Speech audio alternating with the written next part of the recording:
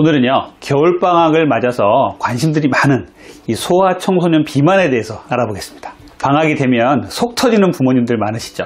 아이가 비만인데 집안에서만 뒹굴뒹굴 운동도 안 하고 휴대폰 게임만 하고 음식은 인스턴트 배달 음식과 콜라 사이다 등 액상과당과 정제탄수화물만 먹고. 소아청소년 비만은요, 방치할 경우에 성장부진, 성조숙증, 성인병 발생까지 일으키기 때문에 정말 관심을 많이 기울여야 합니다. 오늘은 이 부분에 대해서 말씀드리려고 하니까요, 끝까지 시청 부탁드리고요, 구독과 좋아요, 알림 설정 부탁드릴게요.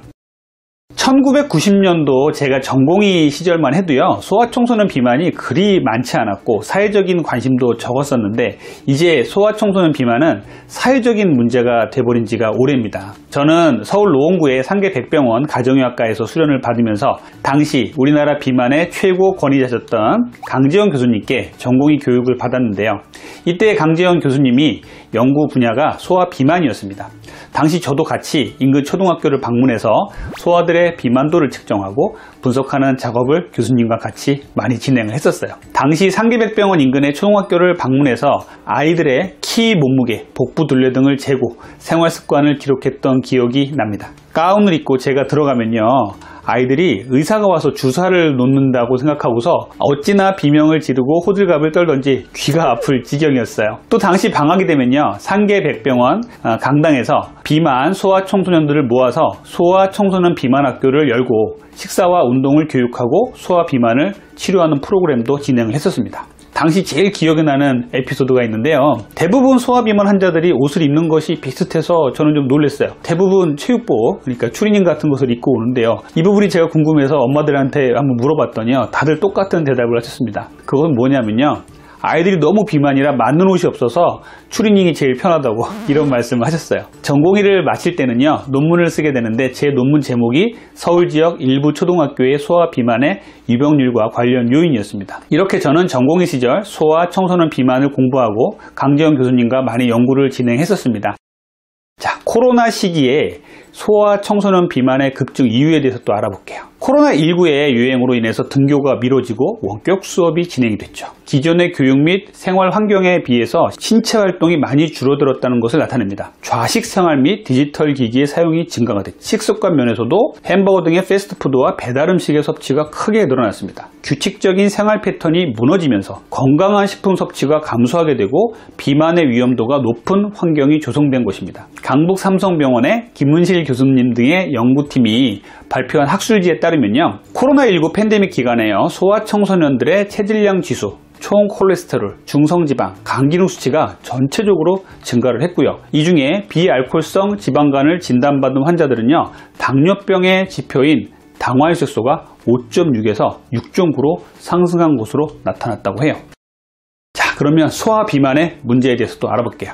여러분들 어렸을 때 이런 말 들어본 적 있으신가요? 아이의 비만으로 부모가 걱정을 하면 보통 이웃이나 할아버지, 할머님들이 애들 때 찐 살은 다 키로 가는 거야, 비만 걱정하지 말고 뭐든 많이 먹여. 어릴 때 살이 키로 간다는 이 말은 사실일까요? 살이 키로 간다는 것은 전설의 고향이나 나올 만한 옛말이고요, 거짓입니다. 소아비만은요, 성인 비만과 달라서 지방세포의 크기뿐만 아니라 지방세포의 수의 증가를 가져옵니다. 성인이 돼서 체중 조절을 한다고 해도 지방세포의 크기는 줄어들 수 있지만 지방세포 수가 그대로 유지가 되는 것이죠. 따라서 식습관을 포함해서 생활습관을 개선하지 않으면요, 소아비만의 70 내지 80%는 쉽게 성인 비만으로 이행됩니다. 소아비만은요, 성장을 방해해서 키도 안 클 수도 있고 성인 비만으로 이어져서 평생 각종 성인병에 시달릴 수도 있어요. 소아청소년 비만이 일으키는 문제에 대해서 한번 알아볼게요. 첫 번째는요, 성장 부진입니다. 한창 자라나는 아이의 소아 비만은요, 건강한 성장 발달에 걸림돌이 됩니다.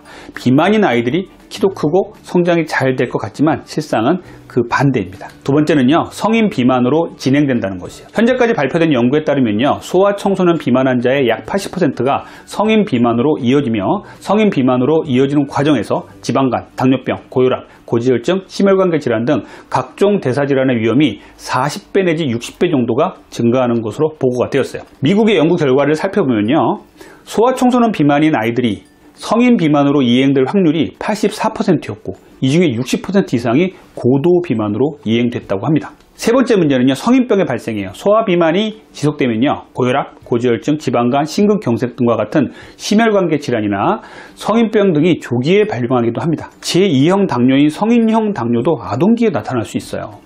앞서 말씀드린 미국의 연구에 따르면요, 성인병의 모든 원인이 소아청소년 비만에서 시작되었다라고 말할 정도입니다.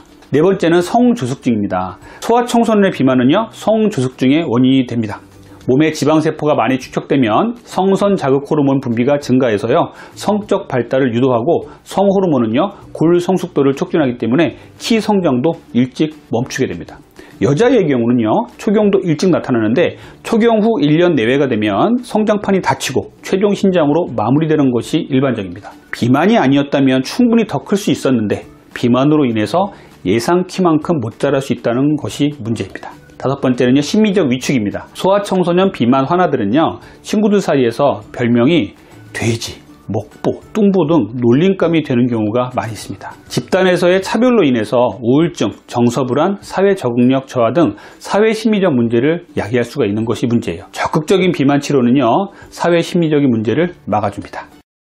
자, 그럼 마지막으로 소아 비만의 치료에 대해서 알아볼게요. 소아청소년 비만 치료의 목적은요, 신체의 과도한 지방 조직을 적절히 감소시켜서 정상적인 성장과 발달을 유도하고 비만으로 초래될 수 있는 동반 질환을 예방하는 데 있습니다. 또한 비만으로 인한 심리적인 문제에서 벗어나서 원만한 학교 생활과 사회생활을 영위할 수 있도록 하는 것입니다. 소아청소년은요, 성장기이기 때문에 비만 치료는 첫째도, 둘째도, 셋째도 식사와 운동에 대한 교육입니다.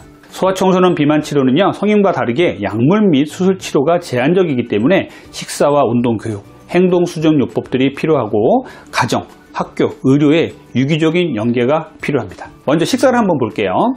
소아청소년들은요, 성장기인 만큼 식사량 제한을 과도하게 하는 것은 성장에 좋지 않기 때문에 평소 먹는 음식에서 적절한 변화를 주는 것이 좋습니다. 예를 들어서 달고 짠 자극적인 음식, 고열량 음식, 가공식품, 조리 과정에서 기름이 많이 들어간 음식들은 피해야 되는 것이죠.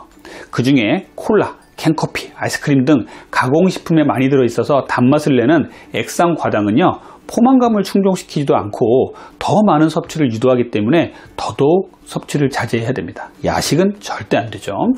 성인들은 식사와 식사 사이에 별다른 간식을 섭취하진 않지만 아이들은요, 아침 먹고 우유 먹고 점심 먹고 학교 떠나서 과자와 아이스크림 먹고 저녁 먹고 과일 먹고 이런 새끼 이외에 먹는 간식, 야식이 상당히 많아요. 이런 것들을 줄이고 건강식으로 바꿔야 됩니다. 두 번째는 운동을 말씀드릴게요. 소아청소년 비만에서 적절한 운동은 매우 중요합니다. 주 3 내지 5회 낮은 강도의 유산소 운동은요, 체중 감량에 도움을 주고요. 단기간 무리한 고강도 운동은요, 오히려 식욕을 자극하기 때문에 걷기, 조깅 등의 유산소 운동을 위주로 가볍게 운동하는 것이 좋습니다. 즐겁게 따라할 수 있는 신체 활동이나 야외 활동을 늘리는 것도 중요합니다. 스마트폰이나 컴퓨터 게임, TV 시청, 과도한 학습 같은 정적인 활동에서 벗어나서 신나게 뛰어놀 수 있는 기회를 선물하라고 말하고 있어요. 여기에 계단 오르기, 스트레칭하기, 집안일 돕기 등의 일상생활에서도 습관할 수 있는 실내 활동도 많이 늘려주시면 좋습니다. 소아청소년 비만 치료를 위해서는요, 학원보다 운동이 우선되어야 됩니다. 아이가 운동할 시간이 없다고 많이들 얘기하시는데 그건 학원을 보내고 남는 시간에 운동을 해야 한다고 생각하기 때문에 그래요. 시간을 정해놓고 식사하듯이 운동도 시간을 정해놓고 규칙적으로 해야 합니다. 세 번째는요, 가정에서의 치료예요.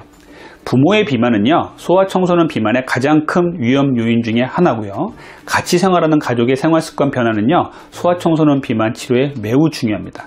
자녀의 생활습관은요, 부모를 따라하는 경향이 높죠. 소아비만은 부모와 체질, 체형, 식생활 등이 비슷하죠. 그래서 부모가 비만 예방 수칙을 선행하는 것이 매우 중요합니다. 예를 들어서 하루에 TV 시청과 휴대폰, PC 등을 이용하는 시간을 적절히 제한을 한다든지요. 가족 모두가요. 또 아침을 매일 먹고 되도록 집에서 식사를 한다든지요. 인스턴트 음식이나 배달 음식 피하고요. 또 충분하게 일찍 다 같이 자고요. 충분한 수면, 이런 것들이 중요한 것이죠. 소아청소년은요, 절제력이 약하기 때문에 자극적인 음식, 야식을 먹기 쉬워서 균형 잡힌 식사가 어려울 수 있습니다.